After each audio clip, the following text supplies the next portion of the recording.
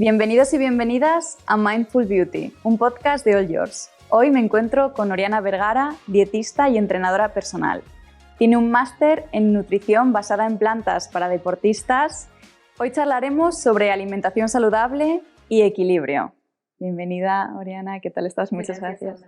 Gracias por estar hoy aquí. Para empezar la entrevista me gustaría que me contaras un poco, tu día a día, tu profesión, cómo pasas consulta, lo que haces un poquito.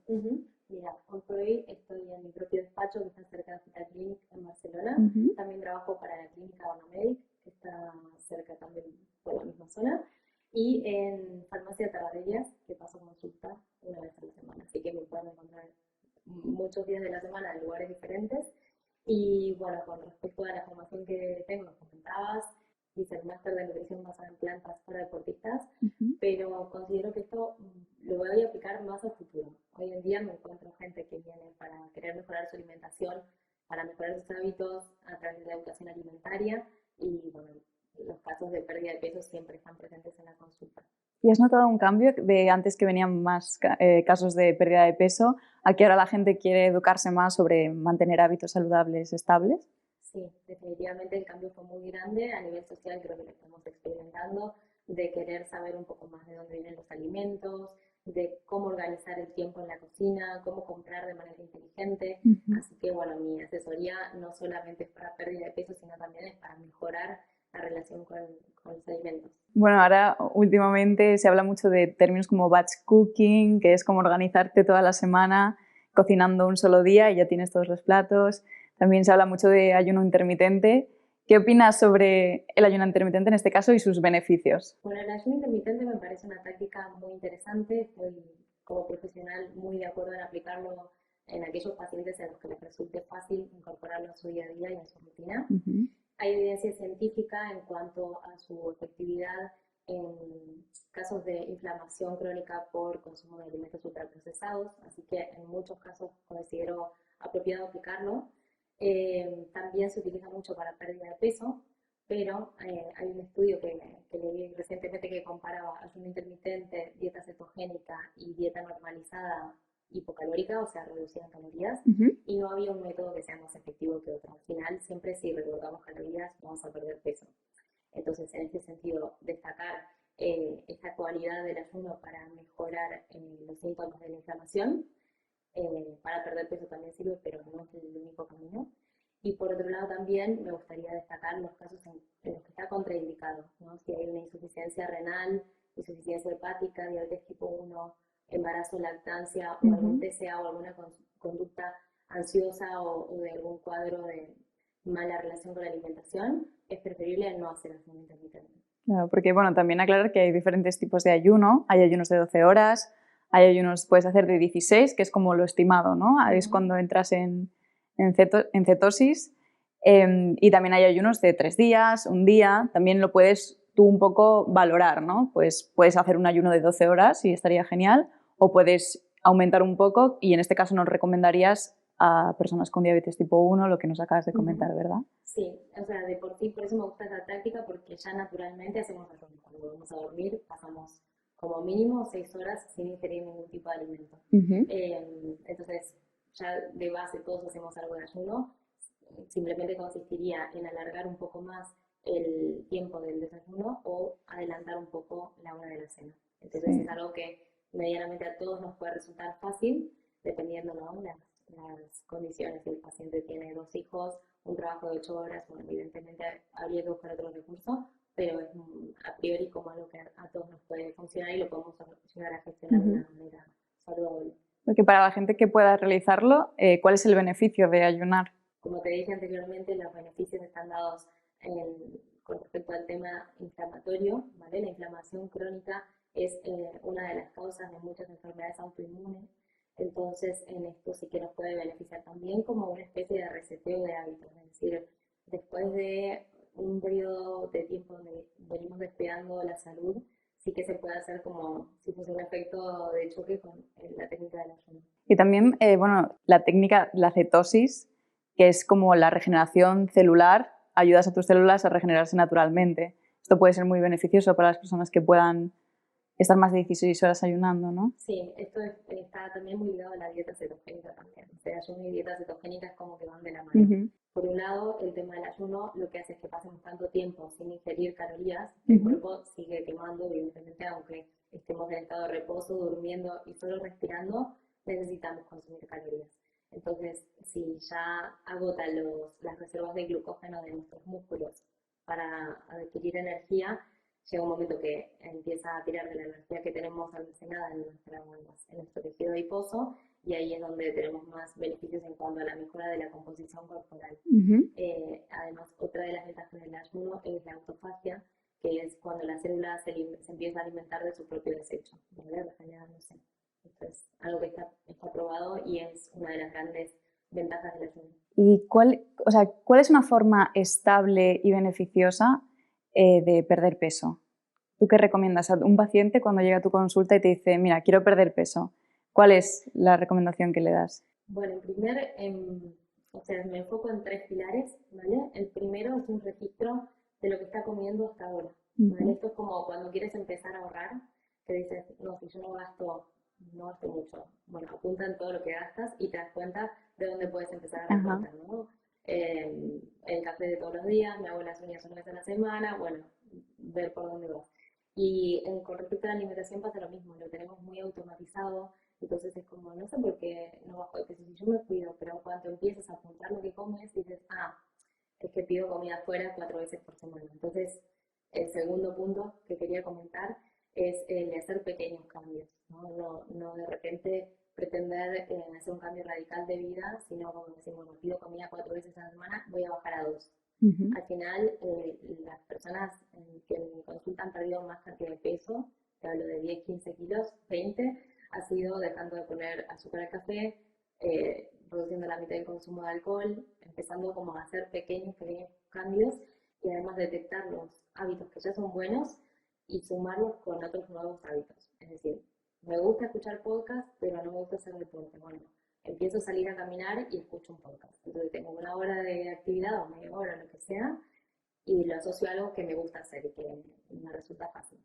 Y por último, el tercer punto, que es para mí el más grande porque es el que genera más adherencia a este nuevo cambio de hábitos, es el diálogo interno y cómo comunicamos a la afuera el proceso el proceso que estamos transitando, ¿no? Por ejemplo, si un fumador está dejando de fumar, el decir, si alguien te convida un cigarro y decir, no, estoy dejándolo, es como, estoy dejándolo y en algún momento puedo volver a no querer dejarlo. En cambio decís, no fumo y se termina ahí. Y esto es lo mismo, ¿no? Pensar en qué tipo de persona queremos ser y comportarnos como si ya lo fuésemos. No decir, estoy a dieta, me estoy cuidando, porque eso es como limitado en el tiempo. Y cuando se busca querer construir un hábito que no tenga efecto rebote, que no sea temporal, hay que verlo desde esta perspectiva, ¿no? Como ya estamos donde queremos estar, hay que internalizar el diálogo interno y hacer refuerzos positivos con lo que estamos trabajando. Y ya que lo mencionas, ¿qué es el efecto rebote? El efecto rebote es cuando después de un periodo de cuidarnos se vuelve para atrás, ¿no? Y esto puede darse por muchos factores. Por ejemplo, por la restricción. Para mí un plan de alimentación efectivo es aquel que te incluye los fines de semana, unas posibles vacaciones, un cumpleaños, que son cosas que en la vida van a pasar y que no podemos estar pesando en la báscula 20 gramos de pasta, ¿no? Entonces, esto es lo que hace que no tengas efecto rebote.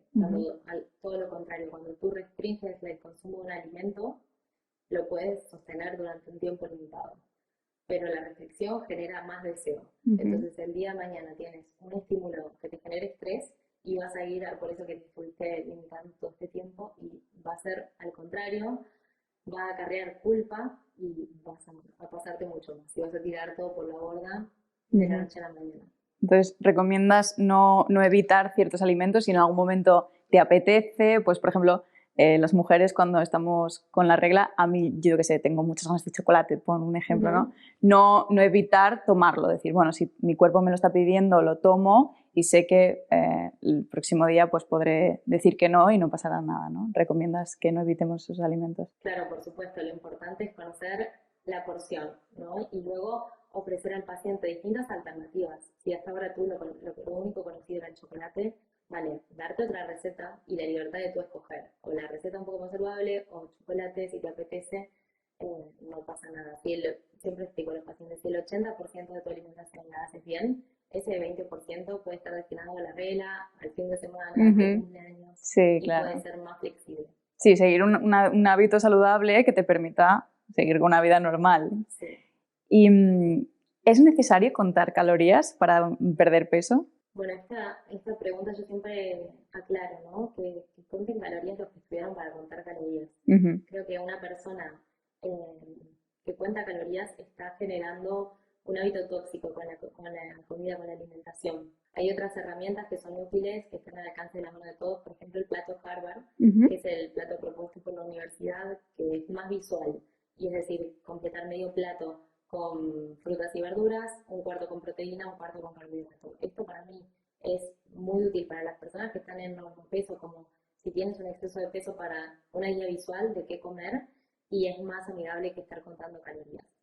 Porque al final no solo son las calorías, también son los ingredientes de cada alimento, entonces bueno, hay que valorar un poco todo. Sí, influyen muchas cosas al final en las calorías de un alimento, también cómo lo procesas tú.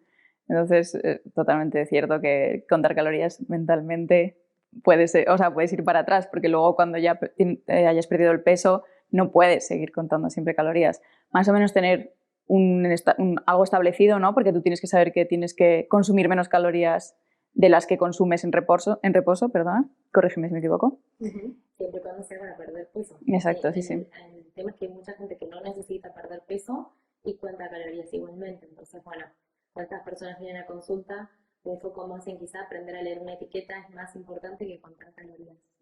¿Y qué tipo de ejercicios recomiendas para, que sean saludables para hacer en tu día a día para mantener un hábito saludable? ¿Qué tipo de ejercicio para la gente que, por ejemplo, no le gusta hacer pesas o algo más de intensidad? Mira, si no le gusta hacer deporte, y mucha gente dice, bueno, hago deporte y salgo a caminar, ¿vale? Que es importante estar en movimiento, pero también siempre busco añadir un poco más de dificultad. Si es algo que ya habitualmente haces, le añades un poco de dificultad y el cuerpo va a ir adaptándose y vas a ir subiendo niveles en cuanto a capacidad de entrenamiento. Entonces, por ejemplo, a muchas personas que les gusta caminar, yo siempre aconsejo ponerse de estas pesitas para las muñecas, bueno, es un estímulo más. Puedes hacer entrenamiento con bandas de resistencia que valen muy poco dinero y las puedes llevar a donde sea. Y efectivamente, según la ciencia, para bajar porcentaje de grasa, aumentar masa muscular, el entrenamiento tipo HIIT es el que está indicado y es muy efectivo porque en pocos minutos quemas muchas calorías. Además, trabajas distintos grupos musculares y haces un poco de cardio y musculación, es muy completo. Sí, son ejercicios de alta intensidad en pocos minutos, ¿no? Exactamente. Se pueden hacer sin impacto también. Si la persona tuviese alguna lesión o patología, se puede buscar la manera de hacer cardio sin impacto, por ejemplo. Y combinado con fuerza, entiendo también, ¿no? Porque al aumento de la masa muscular es cuando en reposo sigues quemando más calorías. Exactamente. El HIIT está comprobado igualmente que puedes hacer solamente HIIT y vas a aumentar masa muscular y a reducir tejido adiposo. ¿Ah, sí? Sí. Pero luego, si la persona le gusta entrenar y hace una sesión de entrenamiento convencional, contrario a lo que se cree, siempre es mejor hacer musculación primero para agotar todo el glucógeno que está en los músculos y al final de la sesión hacer 20 minutos de cardio. Porque ahí volvemos al proceso cetogénico, ¿no? Cuando el cuerpo ya no tiene glucógeno del cual tirar para tener energía, empieza a recurrir a los depósitos de grasa. Sí, es lo que... Más efectivo de esta manera, que mucha gente comienza a entrenar y hace, no sé, cinta o bici y luego hace un poco de pesas y a casa. Te iba a preguntar eso porque siempre está la típica pregunta de primero cardio y luego musculación, o al revés en los gimnasios, que nunca sabes, que yo la he buscado un montón de veces de qué hago primero. Pero sí, yo hago primero musculación y luego hago el cardio. Pero en este sentido, también me gustaría comentar el concepto cerebro, eje intestino-cerebro y cómo afecta esto a nuestras emociones. Para las personas que no están familiarizadas, que cuentes un poco de qué se trata, ¿no? Este eje intestino-cerebro. Bueno, este es un temón y va a ser de lo que se va a hablar de aquí en el futuro, porque, bueno, actualmente la ciencia, tanto de la salud mental como de la nutrición, estamos estudiando muchísimo todo este tipo, estamos estamos siguiendo muchísimo este tipo de estudios, porque se ha comprobado que en el intestino se producen más del 70% de los neurotransmisores. Dopamina, serotonina, oxitocina, sobre todo la serotonina, que es la hormona que nos hace sentir en casa, tranquilos, en paz. Entonces, bueno, se comprobó que hay una relación bidireccional entre el cerebro y el intestino, y que si uno está bien, el otro está bien, si uno está mal, el otro está mal, y esto altera nuestros niveles de cortisol, ¿vale? Porque se produce, imaginándote, en el caso de que haya un desequilibrio en la microbiota, habría menos producción de serotonina, más cortisol, más estrés, más inflamación y más enfermedades autoinmunes. Entonces se ha estudiado y se ha comprobado la importancia de tener una microbiota saludable. ¿Y cómo se tiene una microbiota saludable? Bueno, esta pregunta, la respuesta es magia, mira, es durmiendo 7-8 horas al día, consumiendo suficiente agua, comiendo fibra, comiendo muchas frutas y verduras y legumbres, y nada más. Estando en paz, meditando, haciendo cosas para el bienestar. O sea, podríamos decir que con esos 4 hábitos podemos mantener una microbiota saludable. Exactamente. Pues mira, el hecho qué bien. Qué bien. Es que al final las cosas más sencillas no las hacemos ya por alteración del día a día, pero mira, ya ves, es un poco de alimentación y calma, que no sé si es... Y dentro de los hábitos que pueden influir en el bienestar de la microbiota es, por ejemplo, el consumo de medicamentos, el tipo de parto. Si has nacido por cesárea, estás, digamos, menos cubierto que si es por parto natural. No me digas porque yo he nacido por cesárea. Yo también, pero mira que estamos. Bueno, sí. No sé, yo tengo muchos problemas de estómago, sí. Así que no sé. No me Le diré a mi madre, digo, ¿qué ha pasado aquí? Qué interesante. Pues mira, no sabía que por la diferencia entre nacer en cesárea que parto natural. En la calidad de tu microbiota. ¿Pero por qué? Me interesaría cómo profundizar. Porque el bebé, al pasar por el canal vaginal, adquiere muchísimos más microorganismos que le van a defender. Que si naces por cesárea. En todo el futuro de su vida. Así te lo digo. Wow. Y luego también si te han dado pecho al momento de lactar o te han dado fórmula, esas cosas también van influyendo. Sí, esto es otro tema que, bueno, no pensé sacar, pero me interesa. ¿Por qué hay que dar el pecho? O bueno, ¿por qué se recomienda más dar el pecho que fórmula? Claro, esto...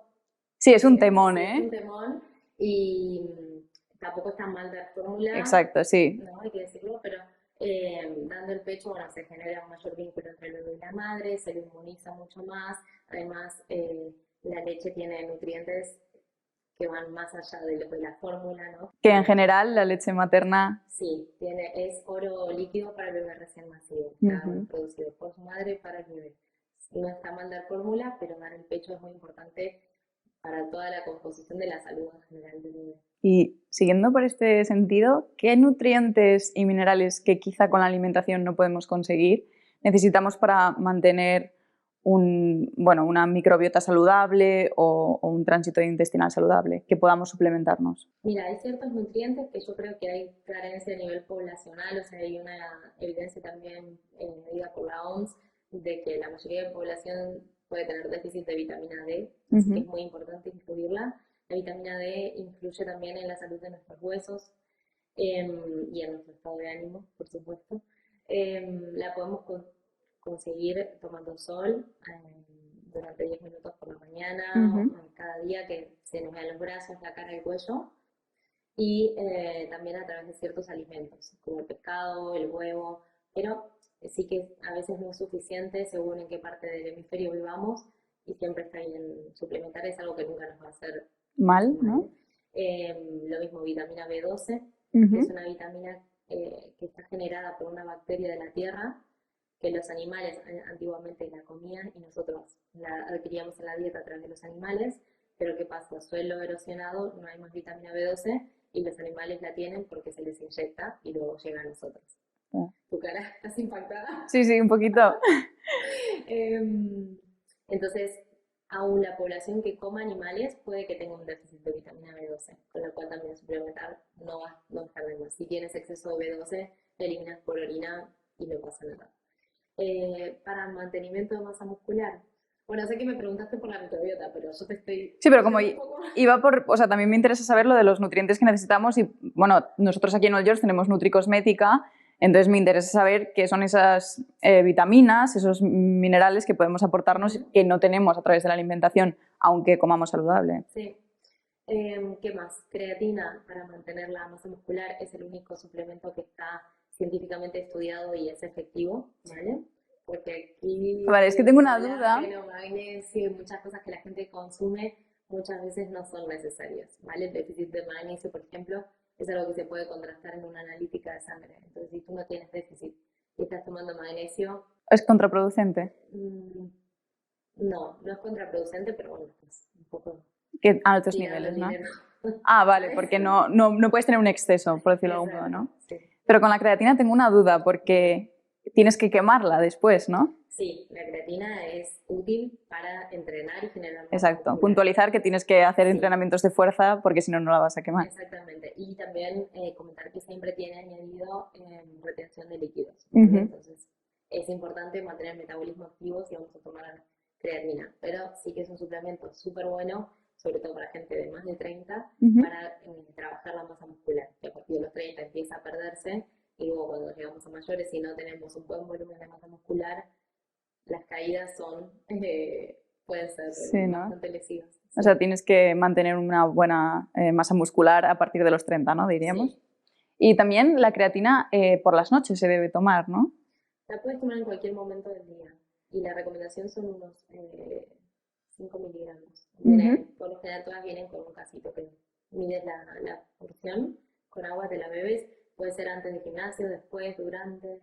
Entonces, vitamina D, B12, B12. creatina. La toma de probióticos en el caso de que notases hinchazón abdominal, gases y constipación y estreñimiento o diarrea. La toma de probióticos nunca está de más, es algo que no te va a hacer mal tampoco, pero sí que hay que limitar el consumo a 2 meses. Más de 2 meses de probióticos no.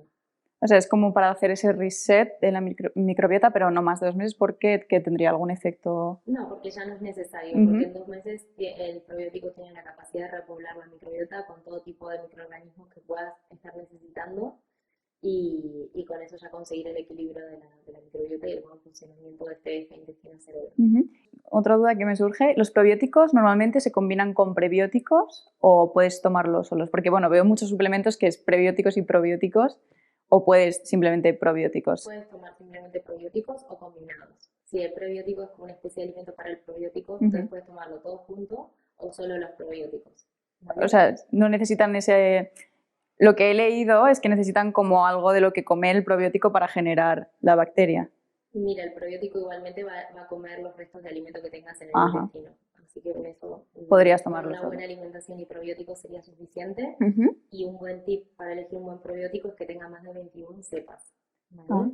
Porque muchos son no sé, lactobacillus o 2 o 3 opciones más de probiótico, pero tú realmente no sabes qué está necesitando tu microbiota. Entonces, con más de 21 cepas te aseguras de que sea efectiva esa repoblación de tu microbiota. Y esta información normalmente entiendo que en el suplemento probiótico ya te la aportan, ¿no? Sí, vale. en el mismo packaging o a veces yo a mis pacientes les recomiendo buscarla en Amazon, probiótico de más de 21 cepas y encuentran varias opciones. Genial. Y máximo 2 meses para que... Máximo 2 meses. Y bueno, en relación con esto, podemos comentar un poco sobre la disbiosis, que me cuentes un poco qué es, qué problemas puede causar. Bueno, para empezar a hablar de la disbiosis, tenemos que hablar de qué está compuesta nuestra microbiota. ¿Vale? Nuestra microbiota está compuesta por bacterias, arqueas, hongos, parásitos, muchos microorganismos que nos protegen de determinadas patologías, pero que todas son necesarias, ¿no? Buenas y malas, todos conforman como un ecosistema de bichitos en nuestro intestino. Cuando hay sobrecrecimiento de más bacterias malas que buenas, se genera un desequilibrio y ahí es cuando se produce la disbiosis.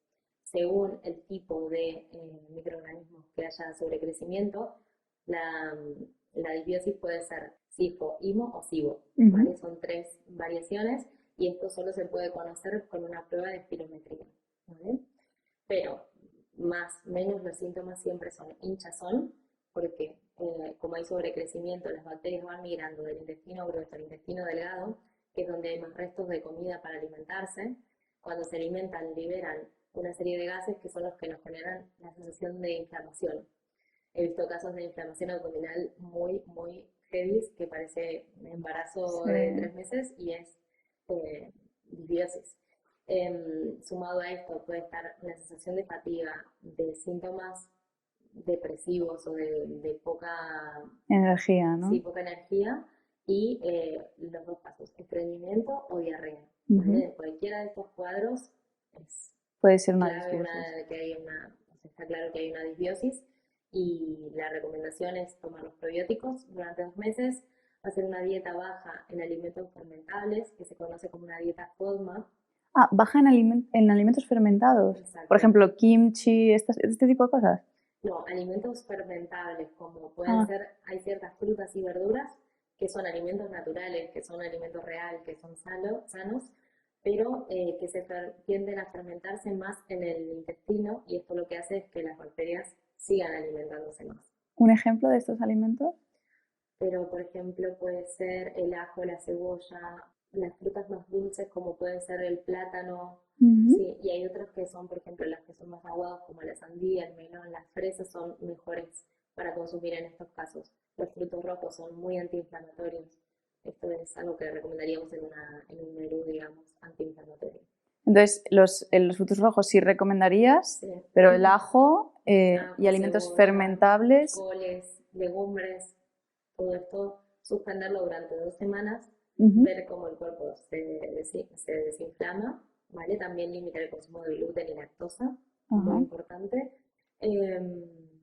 Y darle el tiempo al cuerpo de volver a introducirlos. Y introducir un poquito de uno, comprobar cómo reacciona nuestro cuerpo y volver a reintroducirlos para conseguir ese nuevo equilibrio en nuestro organismo. Interesante, mira, no sabía no conocía el término alimentos fermentables, sí que conocía los alimentos fermentados, que Claro. pues eso, kimchi, kombucha, ¿no? Que te los recomiendan también para repoblar la microbiota, pero no tenía ni idea de esto. Lo que pasa con estos alimentos, o sea, tanto con la masa madre y tal, es que en la previa fermentación se generan microorganismos para alimentar a la microbiota, ¿vale? Que es distinto que el alimento más fermentable, es como si caducase antes en el intestino, ¿sabes? Entonces eso es como más azúcar para las bacterias para las malas, bacterias, ¿no? exacto.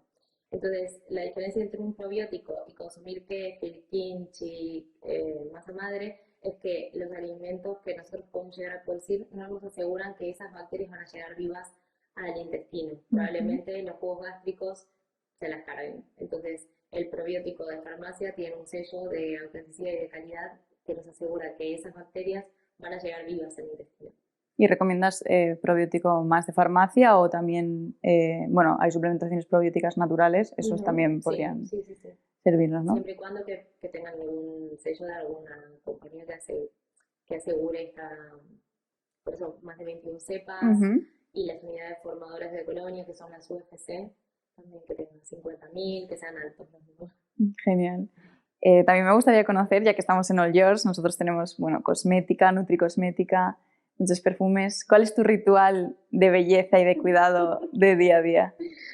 Mi cuidado cosmética. Lo empecé hace muy pocos años, debo decir, debería haberlo quizá interiorizado un poquito antes. Yo lo que hago es por las mañanas, bueno, me lavo la cara, pero sin nada, como agua solamente. Y me pongo un spray de agua de avena, que es calmante. Me pongo niacinamida, que es un Sí, spray que me seborregulador, encanta, tiene muchas propiedades. Sí, aparte me deja la piel como brillante, luminosa, sí, me gusta. Y luego una crema hidratante, protector solar. Y bueno, maquillaje intento que sea siempre lo más natural posible. Y por último, bueno, y después en la noche, mi rutina de noche es, me lavo la cara, ahí sí que le pongo un limpiador facial, una espuma, y luego me pongo retinol y una crema hidratante. Y con eso ya. Completita, buena rutina. Sí. Una semana que no lo hago y lo noto muchísimo. Sí, es que el cuidado al final se nota y mantener un hábito, igual que la alimentación, tienes que cuidar tu piel. ¿Y cuáles son tus hábitos diarios para mantener una vida saludable? Bueno, agua, mucha agua, mucho deporte, intento todos los días hacer algo, o sea, es como la gente que, lo cual no quiere decir que todos los días esté motivada para hacerlo, pero bueno, es hábito, es como algún día tienes ganas de no lavarte los dientes, no, ni idea, probablemente sí, pero lo tienes que hacer porque es algo ritual, ¿no? Sí. Entonces para mí la actividad física es muy importante. Y bueno, luego intento descansar, Intento, que es lo que más me cuesta, la rutina pre-sueño, ¿sabes? El dejar el móvil antes me cuesta mucho. Estoy ahora intentando leer antes de dormir, pero bueno, es que... Sí, bueno, por la carga de melatonina, todo esto. Sí, es que, bueno, al final podemos hacer muchos hábitos para mejorar nuestra vida, pero poco a poco. Y ya en este sentido, ya para como hacer un resumen de todo, ¿qué 3 consejos, o 1 o 2, los que sean, le recomendarías a alguien que quiere empezar a tomar hábitos saludables, como las personas ahora en tu consulta, que notas ese incremento de personas que quieren mejorar sus hábitos? ¿Qué les recomendarías para empezar? 3 pasos o los que tú veas. Lo que yo les recomendaría sería así, empezar la práctica de deporte como un sí o sí que no podemos negociar. Empezar a comer más frutas, verduras y legumbres, una alimentación basada en plantas. Al final, uno de los mitos de nutrición es que necesitamos comer animales para tener proteínas, para tener nutrientes. Esto es totalmente falso. El mundo vegetal nos da muchísimas opciones, muchísimos nutrientes y nos obliga a aprender a cocinar de otra manera diferente y a explorar otros sabores, a hacer de la cocina un laboratorio. Eso me parece como muy interesante. Y por último, hacer terapia. Sé que no tiene que ver con la alimentación y el deporte, pero para mí es fundamental. Muchos problemas de alimentación o la relación con la comida está dada porque no nos conocemos lo suficiente y creo que un proceso terapéutico a todo el mundo le va a hacer muy bien. Sí, total, los desajustes hormonales al final también afectan a tu salud. Sí. Eso es así, incluso a la piel, lo hablábamos antes en otra entrevista, que todo lo que se genera en el interior al final sale al exterior.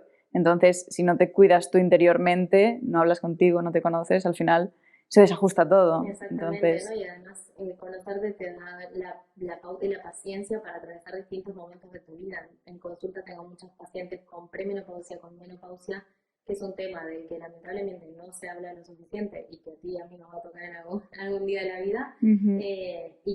Y hay mucha presión de la sociedad por seguir encajando en un molde que ya no toca. Entonces, bueno, hay que ser paciente también con el propio cuerpo y respetarlo y saber qué es lo que va mejor en cada etapa de la vida. Sí, claro. Podemos tenerlo haciendo un trabajo personal de autoconocerse. Ya, no, sobre todo el tema de la menopausia, de la perimenopausia, que no se habla, es como que no hay educación sobre eso, que a partir de los 40 tienes ya que empezar a pensar en cuidarte de otra forma, porque cambian mucho tus hormonas, y sí, estaría bien que nos educaran más en ese sentido, nos informaran, porque es verdad que de repente un día tienes menopausia y ¡uy! Ha pasado y no sabes qué hacer. Qué esperar. Es que es eso, yo lo que creo que más desespera a la gente, como no saben qué esperar, no saben si está bien, solo se habla igual de los calores y tal, pero el cuerpo empieza a acumular grasa en otros lugares, empieza a engordar de forma diferente, empieza a costar más perder el peso y eso ahí es cuando entra en conflicto como, pero si yo toda la vida pesé 55 kilos, ¿por qué ahora no puedo? Bueno, y eso se aborda desde la nutrición y desde el resto de hábitos y uno de ellos es también el psíquico, ¿no? Como traer tranquilidad a las personas y evidentemente todo pasa. Genial, muy buen consejo. Y para todas estas dudas están los profesionales como tú, podéis recurrir a Oriana y ella os orientará. Muchas gracias por venir hoy y por tener esta charla, te lo agradezco mucho. Vale.